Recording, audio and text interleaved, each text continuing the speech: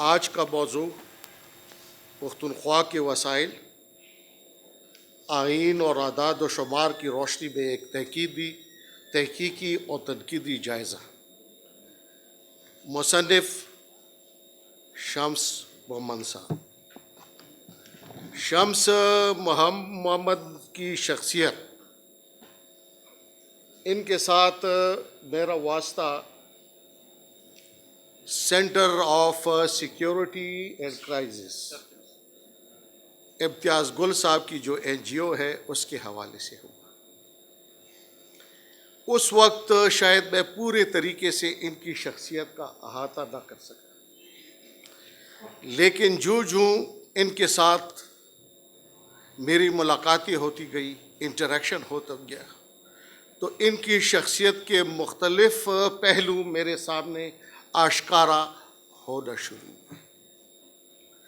تو یہ میں بڑے آج وثوق کے ساتھ کہہ سکتا ہوں کہ شمس محمد صاحب ایک اچھے ادیب، ایک اچھے مقرر، ایک اچھے صحافی اور ایک اچھے محقق ہیں، اور اس کا بین ثبوت یہ ایک کتاب ہے۔ میں خود انگریزی زبان میں ایکسپریس ٹریبیون میں اس حوالے سے لکھتا رہا ہوں۔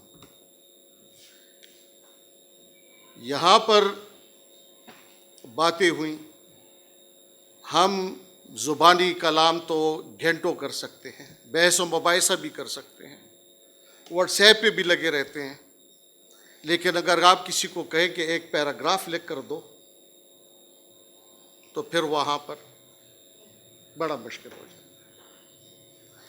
تو میں یہ کہوں گا کہ سب سے بڑا کمال یہ ہے کہ آج، اور یہاں پر بابک صاحب بھی بیٹھے ہوئے ہیں، میں افتخار صاحب بھی بیٹھے ہوئے ہیں، اس سلسلے میں یہ بھی اگر نہ کہوں تو میں بڑی ناانصافی کروں گا کہ بچاؤ خان مرکز کو بھی یہ اعزاز حاصل ہے کہ انہوں نے اس موضوع کے اوپر خیبر پختونخوا کا مقدمہ بڑے شاندار طریقے سے پیش کیا، اور سوشل میڈیا کے اوپر، ویب پیجز کے اوپر نیچرل اور قدرتی وسائل کے حوالے سے وہ تمام مواد بھی موجود ہے۔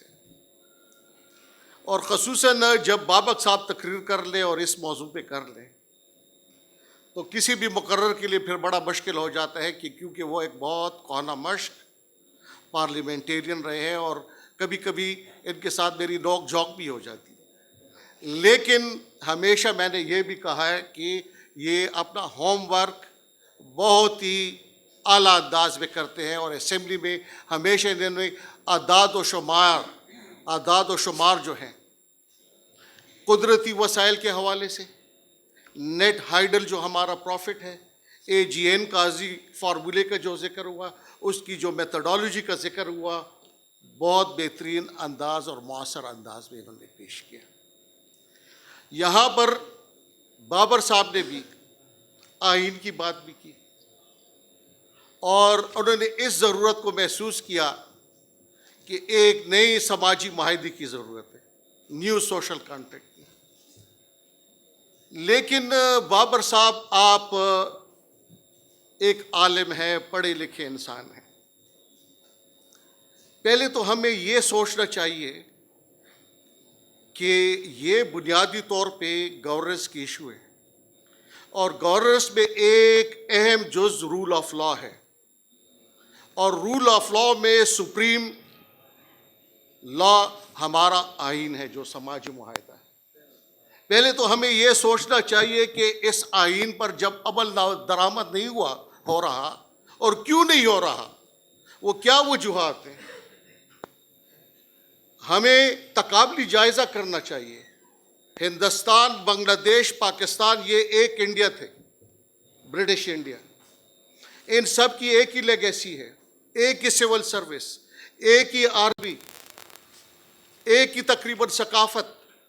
آج انڈیا اکنامک گروتھ وہاں کو کہاں پہنچ گئی ہے، بنگلہ دیش کی اکنامک گروتھ کہاں پر پہنچ گئی ہے، ہم زیرو پہ کیوں کھڑے ہو گئے؟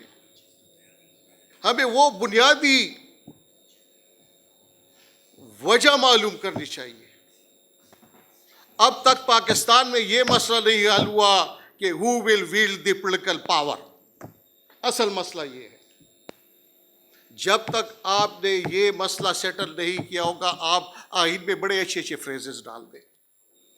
کیا ہو رہا ہے؟ Abuse of the process of law ہو رہا ہے کہ نہیں ہو رہا ہے اس وطن میں؟ اس وطن میں بنیادی حقوق کا ذکر ہے. آپ کے آئین میں بڑے اچھے اچھے فریزز ہیں. آرٹیکل 4 بھی ہے کہ every act has to be in accordance with law. In accordance with law کیا ہو رہا ہے؟ مجھ پہ FIR کاٹی جاتی ہے, وہی چارج ہے, وہی شخص ہوں, باہر نکلتا ہوں پھر ایک دوسرے صوبے ڈسٹرکٹ میں مجھے پکڑ دیا جاتا ہے, پھر باہر نکلتا ہوں اسی چارجز کے اوپر دوسرے ڈسٹرکٹ میں. آیا جہاں پر بنیادی حقوق وائلیٹ ہو رہے ہیں, جس میں کہ میرے آئین میں ایک میکینزم دیا ہوا ہے, ایک ارینجمنٹ دی ہوئی ہے قدرتی وسائل کے حوالے سے بھی. یہاں پر بابک صاحب نے ملکیت کی بات کی, بالکل ٹھیک کہہ رہے ہیں. آئین میں بھی ذکر ہے 172 سب کلاس 3 آئین کا کیا کہتا ہے؟ منرلز, آئل, گیس, یہ تمام جوائنٹ اونرشپ ہے. اب سوال یہ پیدا ہوتا ہے کہ یہ سوچنا چاہیے کہ جو 18th امینڈمنٹ ہو گئی, اس کے بعد آئین میں جو باتیں درج ہیں اس کے مطابق آپ کی پیٹرولیم ایکٹ میں کوئی ترمیم ہوئی, آپ کی پیٹرولیم پالیسی میں کوئی ترمیم ہوئی, آپ کے رولز آف بزنس کوئی اس میں ترمیم ہوئی. تو یہ وہ مسائل ہیں, یہ وہ ایشوز ہیں یہاں پر جو ہم ہیں, ہمیں ایک اجتماعی سوچ کے ساتھ یہ ایشوز اٹھانے چاہیے. تب ہم, اور وہ فیض صاحب کی بات کہ یہ آرزو بھی بڑی چیز ہے مگر ہمدم وصال یار فقط آرزو کی بات نہیں, اس کے لیے جد و جہد کرنی پڑے گی. اور یہ سوچنا پڑے گا کہ صرف الفاظ لکھنے سے نہیں. اگر انگلینڈ میں یا یورپ میں مختلف آئین ہیں لیکن ڈیموکریٹک اسپرٹس بحال ہیں, کیونکہ وہاں پر ساؤنڈ پولیٹیکل ٹریڈیشنز ہیں, کنونشنز ہیں. یہ کنونشنز آپ کے پولیٹیکل سسٹم کو تقویت دیتے ہیں. اور رول آف لا تب ہوتا ہے کہ جب سوسائٹی چاہے کہ ہاں واقعی we want rule of law. صرف کہنے سے نہیں ہوتا. اور اس کے لیے پولیٹیکل انسٹیٹیوشنز, اور سب سے وائبل پولیٹیکل انسٹیٹیوشنز کون سے ہیں؟ پولیٹیکل پارٹیز ہیں, پھر پریس کلبز ہیں, سوشل میڈیا ہے, اب تو اور بھی زیادہ انسٹیٹیوشن ہو گئے ہیں. لیکن یہ تب ہوگا کہ جب سیاسی جماعتیں بھی, ہمارے سیاسی قائدین بھی اپنے اوپر اعتماد کرنا شروع کریں. ہم نفسیاتی غلام ہو گئے ہیں, نفسیاتی غلام ہو گئے ہیں. ہمیں اپنے اوپر اعتماد نہیں, ہم کسی اور کی طرف دیکھتے ہیں کہ اس کے بغیر ہم سیاست نہیں کر سکتے, اقتدار کے ایوانوں تک نہیں پہنچ سکتے. جب تک یہ سیاسی ہماری ذہنی سوچ ختم نہیں ہوگی. اور یہاں پر یاسین اقبال صاحب نے بڑی زبردست باتیں کی, ہمیں ایک تقابلی جائزہ بھی کرنا ہوگا تاریخ کا. 14ویں اور 15ویں صدی اور اس کے بعد,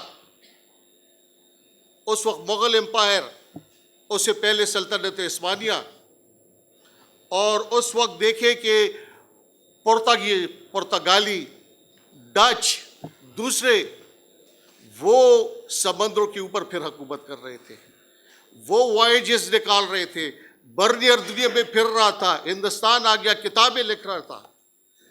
اکبر دا گریٹ جس کو ہم کہتے ہیں, اس دور میں ایشیائی اسٹیٹک کے مطابق تو مغل سلطنت بہت بڑی تھی, لیکن یورپ میں گٹنبرگ نے پریس ایجاد کیا, وہاں دڑ دڑ کتابیں چھپ رہی تھی, علم کا فروغ ہو رہا تھا.